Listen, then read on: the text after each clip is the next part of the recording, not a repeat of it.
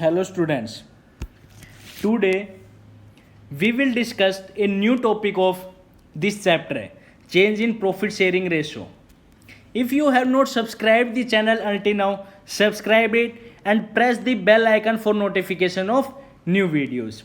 Like and share it also.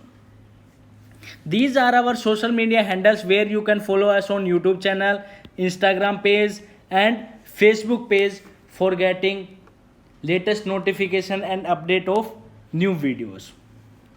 Today in this video we will discuss about revaluation account.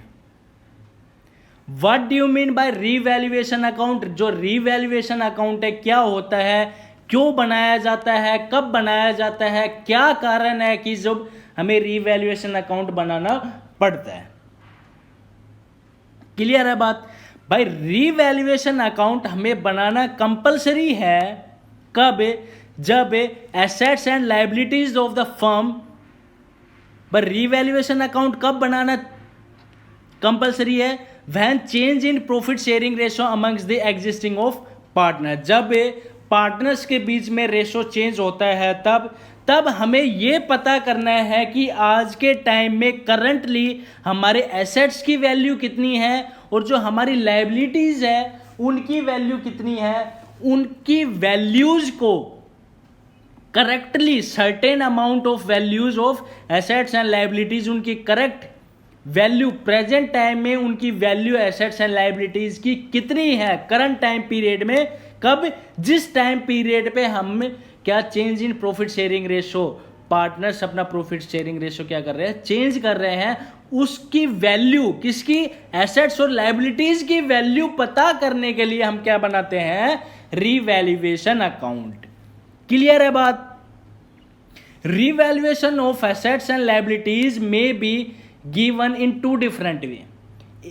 जो revaluation of assets and liabilities है उनको हम दो तरीके से क्या करते हैं, मेंशन करते हैं. First one, when revised value are to be shown in the books. कब, या तो when revised value of assets and liabilities are to be shown into the books. जब हमें एसेट्स एंड लायबिलिटीज की जो रिवाइज्ड वैल्यू है उनको books में दिखाना है तब, या either second case note to be shown into the books. Books में जो रिवाइज्ड वैल्यू है किसकी, एसेट्स एंड लायबिलिटीज को, उनको नहीं दिखाना है तब उस केस में. First we will discuss about when revised value of assets and liability are to be shown into the books. This is important. 99% cases always ask question about to show the revised value of assets and liabilities into the books. But we will discuss also about this also with an practical example or with an example. But आपके exam में 99 means 99.99% this one is asked when revised value of assets and liabilities to be shown into the books. ये आपके syllabus में है और ये भी है, बट 99% यही पूछा जाता है. Now in such case revaluation of assets and liabilities, जो हमारी रिवैल्यूएशन फिर दोबारा वैल्यूएशन करना किसकी, of assets and liabilities is done with the help of a new account. हमें रीवैल्यूएशन एसेट्स और लायबिलिटीज की दोबारा वैल्यू पता करने के लिए एक न्यू अकाउंट बनाना पड़ता है जिसका नाम है new account called a revaluation account. क्या नाम है उसका, रीवैल्यूएशन अकाउंट. क्लियर है. इसको हम दूसरे नाम से भी डिनोट कर सकते हैं। इसका दूसरा नाम है profit and loss adjustment account. क्या नाम है? Profit and loss adjustment account. Clear है? और ये कैसा अकाउंट है? It is a nominal account. It is a nominal account. कैसा अकाउंट है? Nominal account. क्लियर है बात? अब जो ये नॉमिनल अकाउंट है या तो दो चीज बताएगा, या तो डेबिट बैलेंस बताएगा या क्रेडिट बैलेंस बताएगा। अगर डेबिट बैलेंस बताया इट मीन्स लॉस, अगर क्रेडिट बैलेंस बताया it means profit, and the profit and loss will be distributed by all the partners in old profit sharing ratio. Clear है बात? अब बात आती है what entries will be passed for the purpose of revaluation account. Revaluation account के लिए क्या entries pass की जाएगी? First one, for decreasing in the value of assets. Assets की वैल्यू कम हो गई तो इसका मतलब अगर एसेट्स की वैल्यू हमारी बढ़ती है, एसेट्स का कौन सा बैलेंस होता है? एसेट्स का बैलेंस होता है, एसेट्स का कौन सा बैलेंस होता है? एसेट्स का debit balance. Always assets shows debit balance. Clear है बात? अगर एसेट्स कम होती है, एसेट्स की वैल्यू कम होती है, सपोज एसेट्स पहले थी हमारे पास 5000 रुपीज़ की, अब हमारे पास एसेट्स है 4500 की, it means our assets has been decreased.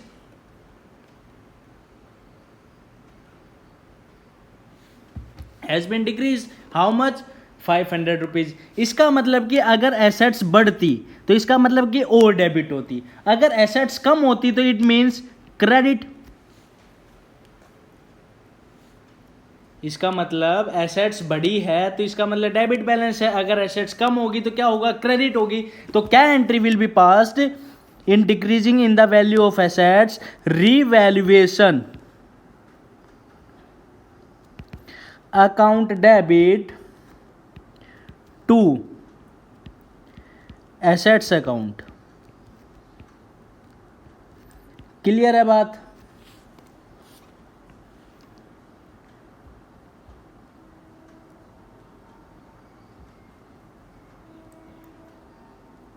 Now second case, for increasing in the value of assets. अगर एसेट्स की वैल्यू इंक्रीज होती है तब, सपोज पहले हमारी एसेट्स थी 5000 की, अब एसेट्स की वैल्यू हो गई 6000, तो इट मीन्स एसेट्स का कौन सा बैलेंस होता है? Assets shows always debit balance. अगर एसेट्स की वैल्यू बढ़ गई तो इट मीन्स एसेट्स और डेबिट हुई है। Then what entry will be passed? Assets account debit to revaluation account. What entry will be passed? Assets account debit to revaluation. Clear है बात?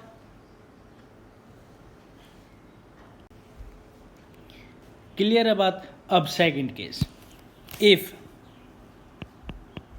third case, if increase in the value of liabilities. अगर liabilities की value increase होती है तब उस case में क्या एंट्री पास की जाएगी? As we know that always liability shows credit balance. Liability कौन सा बैलेंस शो करता है? Credit balance. इट मीन्स अगर लायबिलिटी इंक्रीज होगी तो इट मीन्स और क्रेडिट होगा, अगर लायबिलिटी डिक्रीज होगी तो इसका मतलब debit.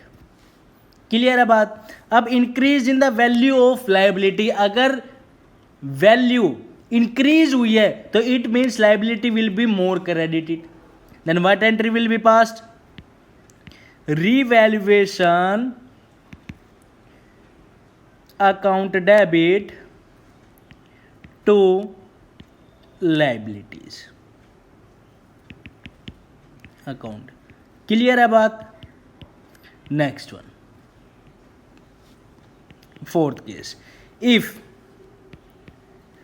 Decrease in the value of liabilities. भाई लाइबिलिटीज का कौन सा बैलेंस होता है? क्रेडिट.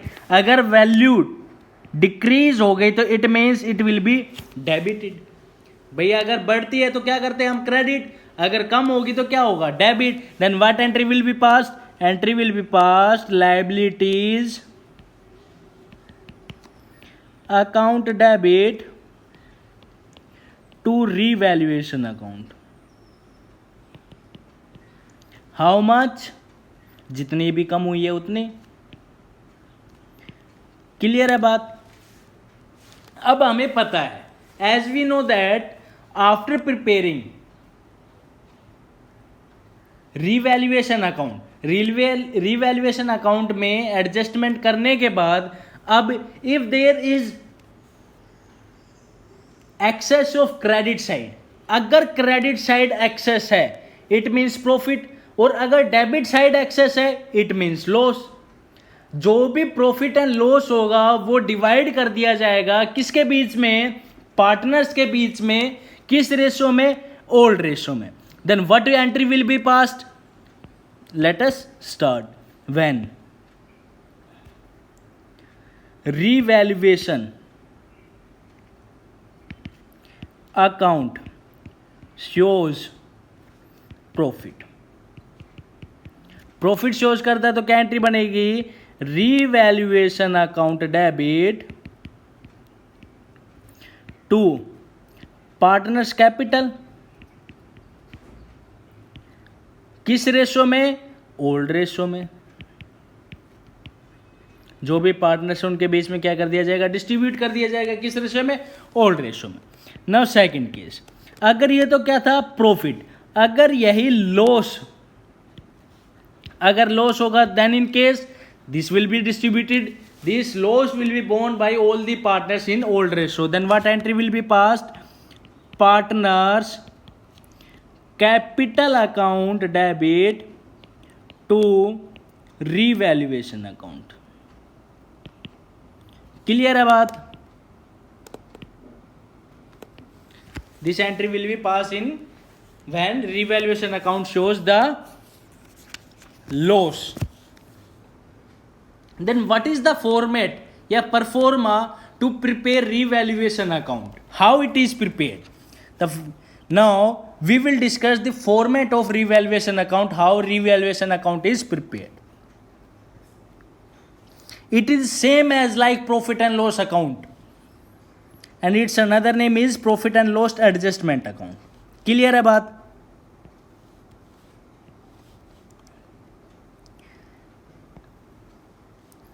पर्टिकुलर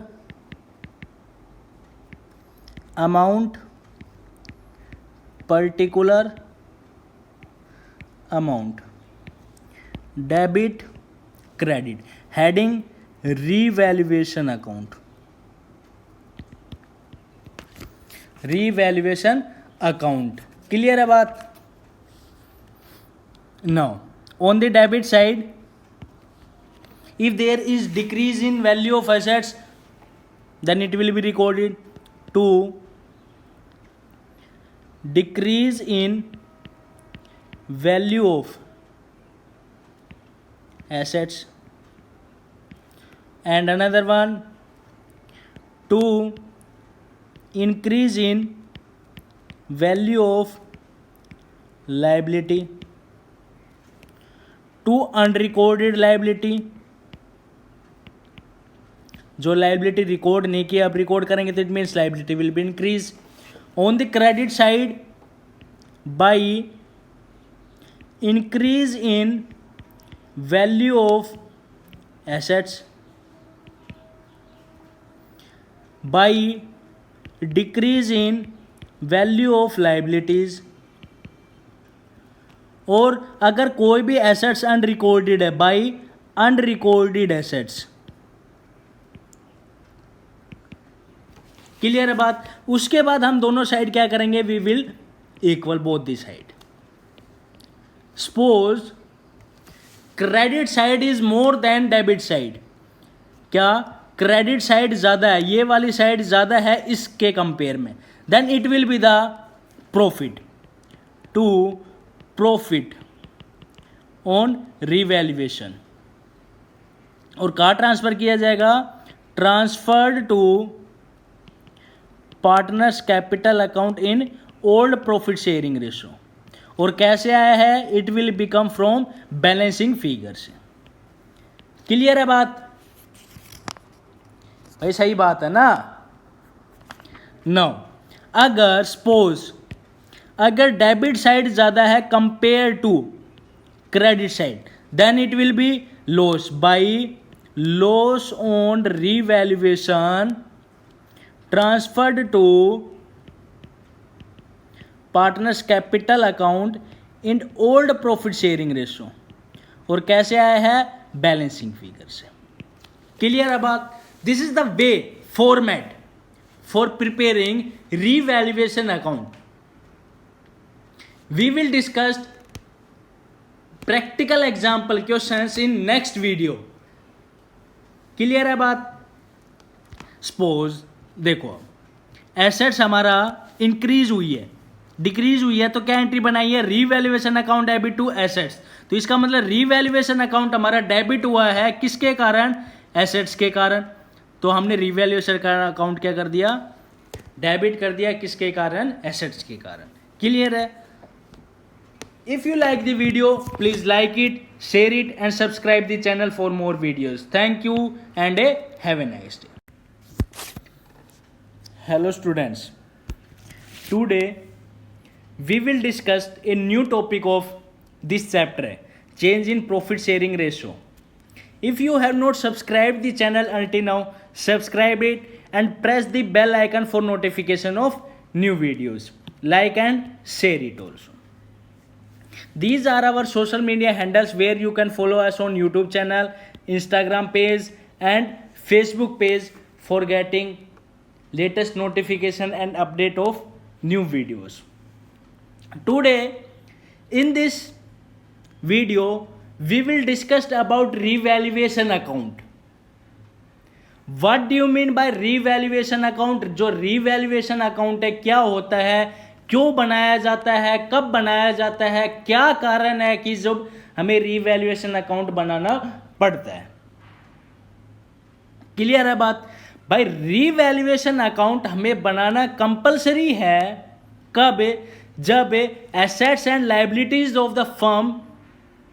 पर रीवैल्यूएशन अकाउंट कब बनाना कंपलसरी है, when change in profit sharing ratio amongst the existing of partner. जब पार्टनर्स के बीच में रेशो चेंज होता है तब हमें ये पता करना है कि आज के टाइम में करंटली हमारे एसेट्स की वैल्यू कितनी है और जो हमारी लायबिलिटीज है उनकी वैल्यू कितनी है।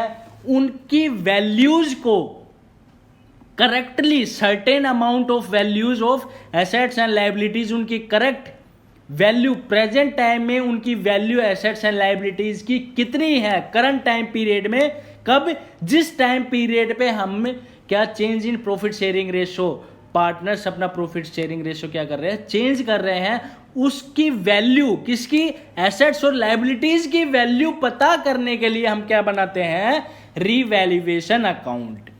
क्लियर है बात। Revaluation of assets and liabilities में be given in two different way. जो revaluation of assets and liabilities है उनको हम दो तरीके से क्या करते हैं, मेंशन करते हैं। First one, when revised value are to be shown in the books.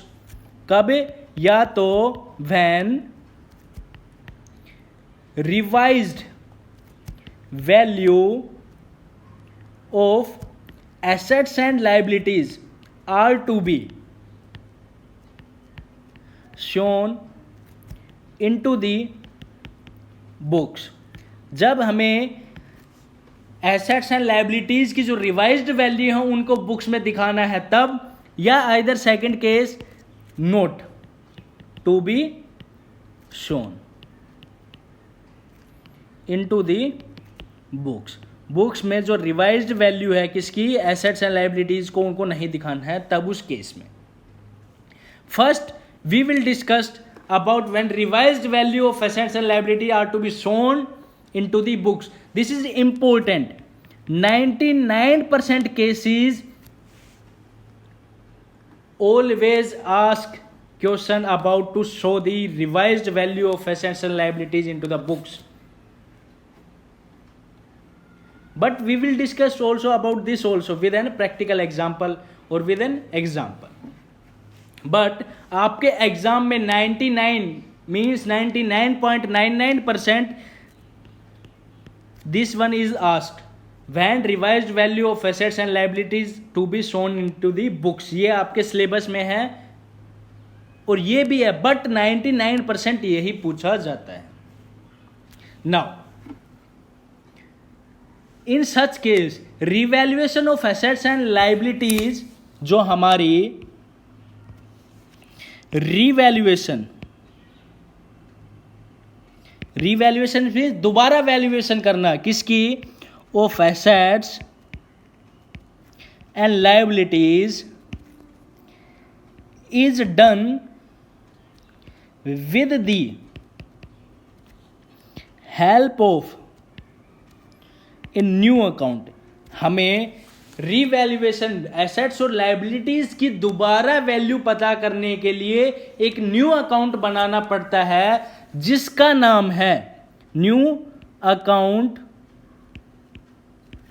Called a revaluation account. क्या नाम है उसका, रीवैल्यूएशन अकाउंट। क्लियर है? इसको हम दूसरे नाम से भी डिनोट कर सकते हैं। इसका दूसरा नाम है profit and loss adjustment account. क्या नाम है, profit and loss adjustment account. Clear है? और ये कैसा अकाउंट है, it is a nominal account. It is a nominal account. कैसा अकाउंट है, नॉमिनल अकाउंट। क्लियर है बात? अब जो ये नॉमिनल अकाउंट है या तो दो चीज बताएगा, या तो डेबिट बैलेंस बताएगा या क्रेडिट बैलेंस बताएगा।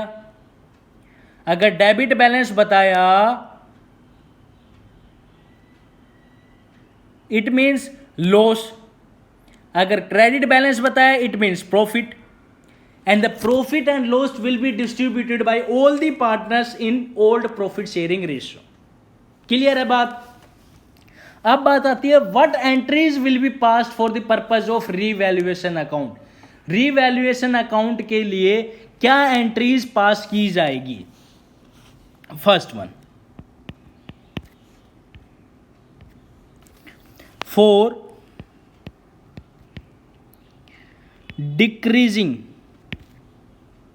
इन the value of assets.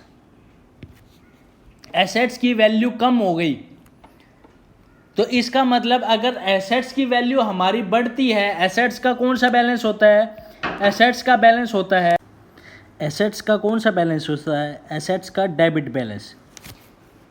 Always assets shows debit balance. Clear है बात? अगर एसेट्स कम होती है, एसेट्स की वैल्यू कम होती है, सपोज एसेट्स पहले थी हमारे पास 5000 रुपीज़ की, अब हमारे पास एसेट्स है 4500 की, it means our assets has been decreased.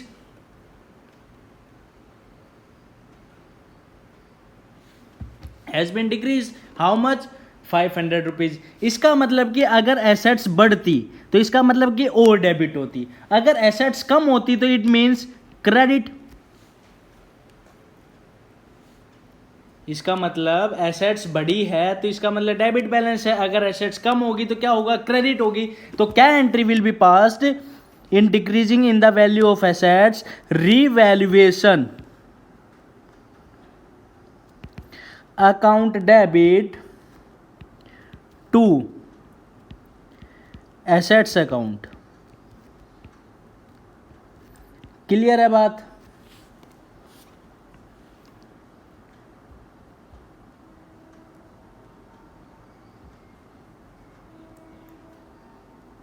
Now second case, for increasing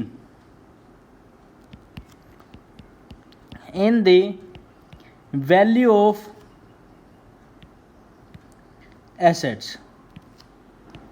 अगर एसेट्स की वैल्यू इंक्रीज होती है तब, सपोज पहले हमारी एसेट्स थी 5000 की, अब एसेट्स की वैल्यू हो गई 6000, तो इट मीन्स एसेट्स का कौन सा बैलेंस होता है? Assets shows always debit balance. अगर एसेट्स की वैल्यू बढ़ गई तो इट मीन्स एसेट्स और डेबिट हुई है। Then what entry will be passed? Assets account debit to revaluation account. What entry will be passed? Assets account debit to revaluation. Clear है बात?